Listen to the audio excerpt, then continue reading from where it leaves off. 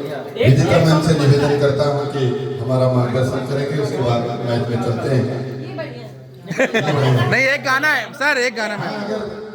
अगर स्पीच में गाना आ जाए उसमें बीच में तो बहुत सुंदर हो जाता है, तो ऐसा लोग चाहते हैं। मैं तो निवेदन कर ही दिया, आइए प्लीज। वरिष्ठ अधिकारी होने के फायदे बहुत हैं। मुझे अच्छा लगता है वो ये है कि मेरे को कोई फोर्स नहीं कर सकता। मैं आज सुबह से इतनी स्पीच दे चुकी हूँ कि अब मुझे समझ ही नहीं आ रहा है कि कुछ बचा है क्या मेरे पास बोलने के लिए। मेरे साथ जो स्टाफ सुबह से, दीपक तो मेरी स्पीच उसको याद हो गई होगी, विमेंस डे की स्पीच। तो मैं एक बार फिर से यहाँ पर रिपीट करूंगी, तुम मत सुनना। सबसे पहले तो जितनी भी यहाँ पे ये ब्यूटीफुल लेडीज प्रेजेंट है, इन सभी को और आप सभी को भी बहुत बहुत शुभकामनाएं अंतर्राष्ट्रीय महिला दिवस की। मेरे पास इस बारे में भी कुछ ज्यादा नहीं है बोलने को, लेकिन एक चीज जो मैंने हर जगह रिपीट करी है और at the cost of repetition मैं फिर से बोलना चाहूंगी कि मैंने बहुत पहले पढ़ा था कहीं पर कि जो महिलाएं होती हैं वो चाय पत्ती की तरह होती है। अब कैसे, वो मुझे धीरे धीरे सर्विस में आने के बाद जब सब कुछ खुद से करना पड़ा तब मुझे समझ में आया कि ऐसा किसी ने क्यों बोला होगा। चाय पत्ती का रंग तब आता है, अच्छा रंग तब आता है जितना ज्यादा वो पानी में उबलती है। तो महिलाएं भी, हम भी उसी तरह हैं। मतलब है ये बात सबके लिए, पर महिलाओं के लिए खासकर जितनी ज्यादा हमारे जीवन में कठिनाइयां आती हैं, जितनी ज्यादा परेशानियां आती हैं, जितने ज्यादा हमारे स्ट्रगल होते हैं, हम गिव अप नहीं करते हैं। हम रोते हैं, बिलखते हैं, औरों के सामने क्रिब करते हैं कि अरे यार ऐसा हो गया, वैसा हो गया, क्या करें। कई बार गिव अप करने का सोचते हैं, लेकिन फिर हम उन समस्याओं का समाधान ढूंढते हैं और फिर हम उन समस्याओं का निराकरण करते हैं, हम उनसे ऊपर उठते हैं।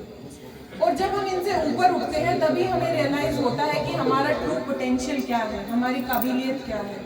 तो जितनी ज्यादा कठिनाइयां आती हैं हमारे जीवन में, आप सभी के लिए खासकर, कभी आप ये मत सोचिएगा कि अरे यार अब तो गिव अप करना है, अब कैसे करेंगे। वो एक इंडिकेशन है आपके लिए कि आपके अंदर स्ट्रेंथ है, आपको उसको जानना है।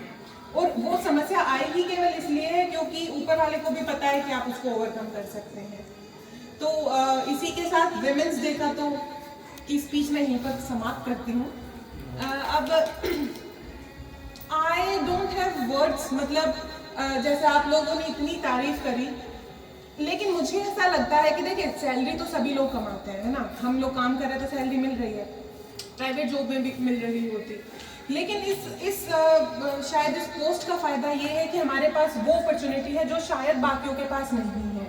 अपॉर्चुनिटी है आप जैसे लोगों से, जनता से, समाज से जुड़ने की, खास करके महिलाओं और बच्चों से जुड़ने की, जो जाने अनजाने में शुरू हुआ, धीरे धीरे वो मेरे लिए एक अभियान सा बन गया है। मुझे बहुत अच्छा लगता है जब मैं स्कूल्स में जाती हूँ या फिर जब मैं कहीं भी लेडीज से मिलती हूँ, उनकी समस्याएं जानती हूँ, बच्चियों से मिलती हूँ, एंड जब उन लोगों की आंखों में मुझे वो चमक दिखाई देती है, जब वो मुझे देखकर खुश होती हैं, जब वो बताती हैं, जैसे अभी वो रुचिका ने बताया कि वो मेरे जैसा बनना चाहती है, तो आई थिंक कि that is my true earning. Salary तो आ जाएगी, लेकिन ये अर्निंग ये सभी लोग नहीं कर सकते हैं। जब मुझे कोई बोलता है कि आपके जैसा बनना है, आई थिंक उससे ज्यादा मैं कभी भी अपने लाइफ में अर्न कर पाऊंगी।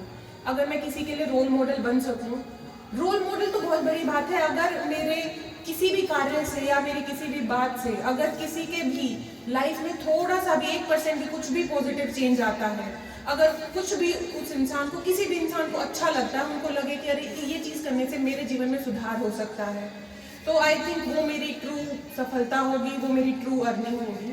And I have tried my best इस पिछले 1 साल में। हाँ, शुरू में मतलब तो पहली पोस्टिंग थी, नहीं पता था कैसे क्या होता है, धीरे धीरे सीखा।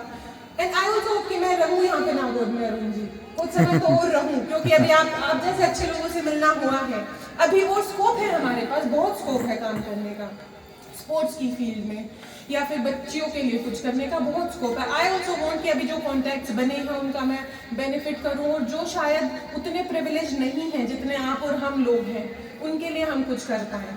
बट अब ये तो प्रशासनिक प्रक्रिया है, आज यहाँ कल वहाँ, तो जाना पड़ेगा। बट रेस्ट एश्योर्ड, मैं आप सभी को, एक एक इंसान को अपने दिल से याद करूंगी। बहुत बार आप लोग याद आएंगे, जब भी स्पोर्ट्स की बात होगी तो बहुत सारे शब्द याद आएगा, और अब सिंगिंग की बात होगी तो मेरे टीआई साहब भी याद आएंगे।